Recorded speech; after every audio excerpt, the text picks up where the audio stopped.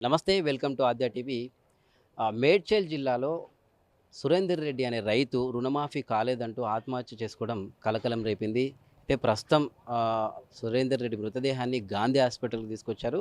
అయితే ఏంటి ఈ రుణమాఫీకి సంబంధించి ఎందుకు మనస్తాపానికి గురయ్యారు? అసలు ఎంతవరకు రుణమాఫీ అయింది? కాలేదా? ప్రభుత్వం తరపు నుంచి ఎలాంటి రెస్పాన్స్ రాక ఆత్మహత్య చేసుకున్నారా?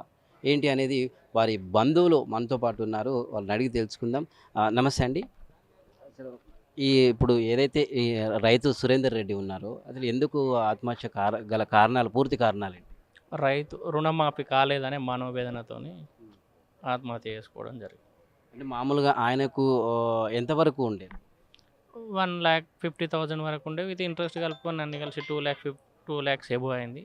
ఎప్పుడు అవుతుందో కాదో అని 2, 3 చుట్లు తిరిగి అంటే మామూలుగా ఈ అగ్రికల్చర్‌కి సంబంధించి వ్యవసాయ కార్యాలయం ముందు ఈ ఉదంతం జరిగిందని చెప్తున్నారు. ఆహ్, మండల ఆఫీస్, అగ్రికల్చర్ ఆఫీస్ 2 కూడా ఒకే కాంపౌండ్ ఉంటాయి. అందులోనే జరిగింది ఈ ఉదంతం. అంటే అక్కడ అధికారులు ఇంతకుముందు మీతోనేమైనా మాట్లాడిర్రా ఈయన సంబంధించి? మాకు లెటర్ రాలేదు, మీ పేరు రాలేదు. వస్తే మేము ఇన్ఫార్మ్ చేస్తాం. ఎప్పుడు వస్తాడో కూడా మాకు తెలియదు హ్మ్. అని ఒక అయితే ఇంట్లో ఏమైనా ఆయన బాధపడడం గాని, అంటే ఇట్లా చర్చించడం గాని జరిగిందా? ఏదన్నా అంతే. ఎవరికి ఏం బయట చెప్పుకోలేకుండా లోపల లోపల మానపడుతూ అయితదో కాదో, అందరికి అయింది మనకు అయితదో కాదో అనే ఉద్దేశంతో ఓకే. అయితే ఇప్పుడు ఎవరైనా మరి ఈ సంఘటన తర్వాత అధికారులు ఏమైనా ఇంటికి ఏమైనా ఎలాంటి సంప్రదించారా? సంప్రదింపులు ఏం లేవు. హ్మ్. ఎలాంటి ఓకే. సంప్రదింపులు లేవు. ఇప్పుడు ఆయన రెగ్యులర్‌గా ఇప్పుడు వ్యవసాయంలో ఏ పంట ఏసి ఉండొచ్చు? వరి నాటి వరి నారు. వరి నాటేసి ఎదురు చూస్తున్నాడు. ఎదురు చూస్తున్నాం హ్మ్. సహాయం కోసమే. అటు రైతు బంధు రాక, హ్మ్. ఇది మాఫీ కాక హ్మ్. అన్ని రకాలుగా ఇబ్బందులు ఉండి సూసైడ్ చేస్తాం. అయితే ఇది అంటే ఆహ్, రుణమాఫీ పూర్తి స్థాయిలో కాక, రుణమాఫీ లిస్ట్‌లో పేరు రాక మనస్తాపం చెంది ఆహ్, మృతి చెందారని చెప్తున్నారు. ఆత్మహత్య యత్నం అని చెప్తున్నారు.